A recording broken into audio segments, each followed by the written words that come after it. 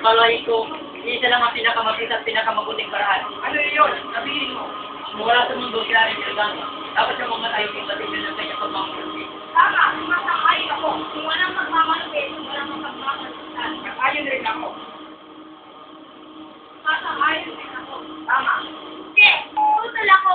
Ano ang iyong dahilan sa pagtutol?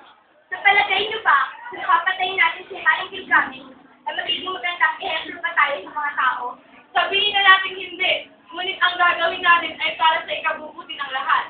Sa halip na kamuyan nila tayo ay maraming matuwang pa sila. Dahil matitigil na ang pagmamalupit na nararanasan nila.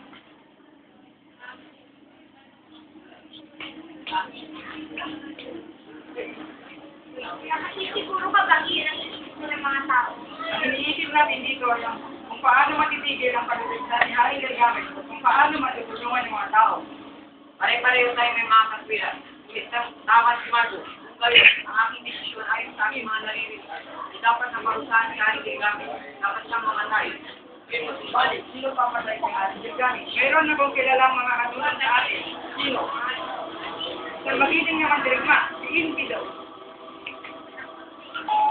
Kinabukasan, nakita muli ang mga Diyos at Diyosa upang makilala si Enkidu.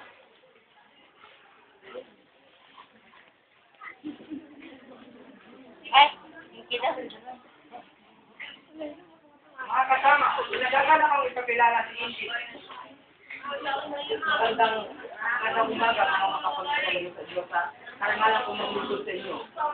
Hindi na kami ang papaligoy-ligoy pa. Ayos na ang kapain mo sa Haring Gilgamesh. Maaari mo ba itong gawin para sa akin?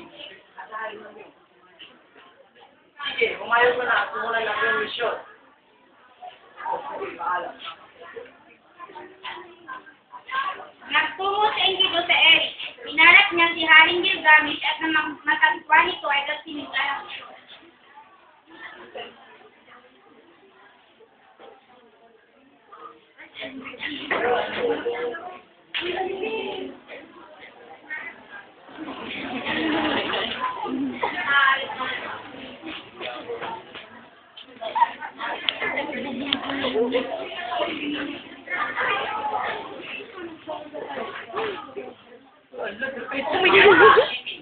Napakalaking pagkakaroon. Wala akong pakialam.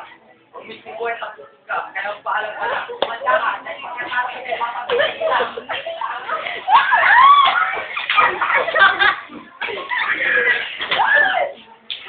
Kapag magaling makidigma ang dalawa, bawat isa ay may kanya-kanyang kakayahan. Ang kanilang kagalakan ay tumagal ng 3 araw. At sa kanilang matinding labanan, walang isa ang naiklarang panalo. Sa halip ay naging matalik na magkaibigan silang dalawa. Sabay silang naglakbay sa iba't ibang lugar. Magkasama nilang pinanaban ng mga halimaw.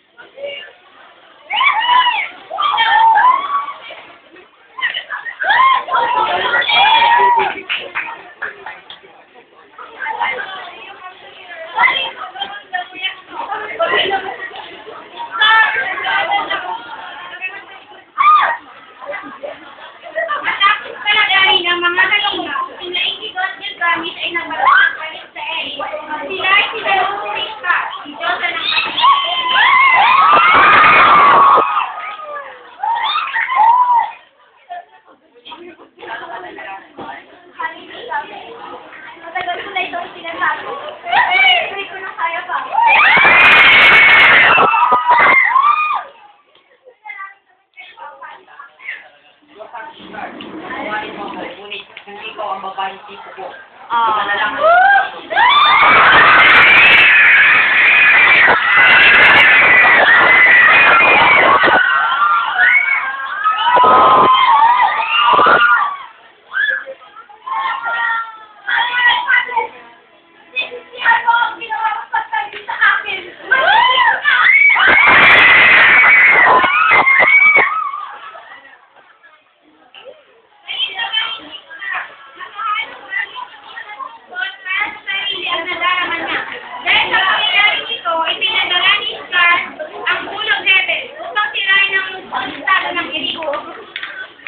Siya naging dalagay.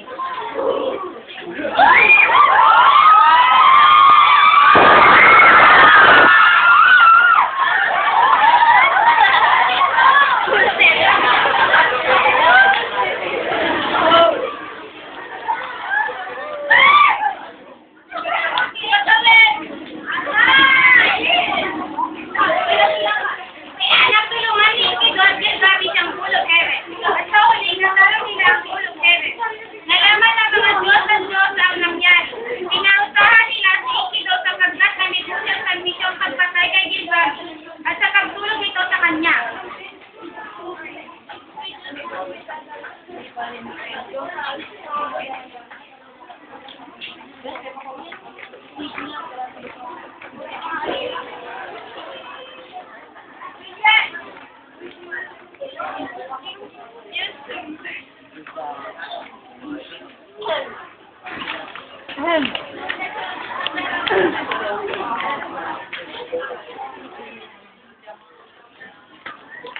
dahil sa pagkabigong sa iyong misyon, sa pagkakaito sa akin. Ikaw, Enkidu, sinalurusahan natin paano sa kamatayan. Nergal, ikaw na ang bahala. Dahil sa pagkabigo mo ng iyong misyon, ikaw, Enkidu, pinahatulan ko ng kamatayan. Pinakawi ko na ang iyong buhay. Sandali lamang. Enkidu, maraming salamat sa nagtunay na kaibigan. Paalam ka na. Enkidu, Pinatay nila si Ikido. Walang nagawa si Gilgamesh upang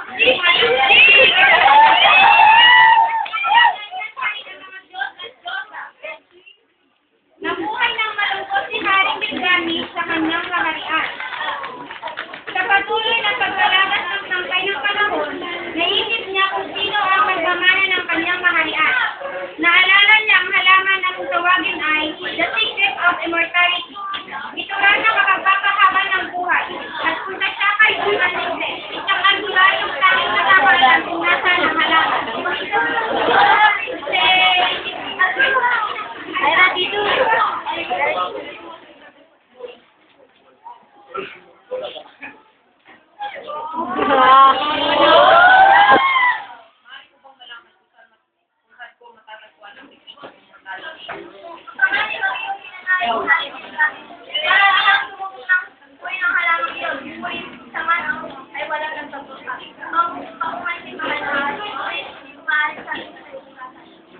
Bakit kaibigan ay lahati ng aking kayamanan? Sabihin mo lamang sa matatagpuan ng halamang yun. Oo, yung sino na ang lahati ng aking kayamanan. Pero, matatagpuan ko ang halamang iyon sa ilalim ng kasulat. Wala ang sangkal. Hindi na balik. Ako na ang bahala noon. Ang kasulat mo kung kakalimutan ang mga kakayaman.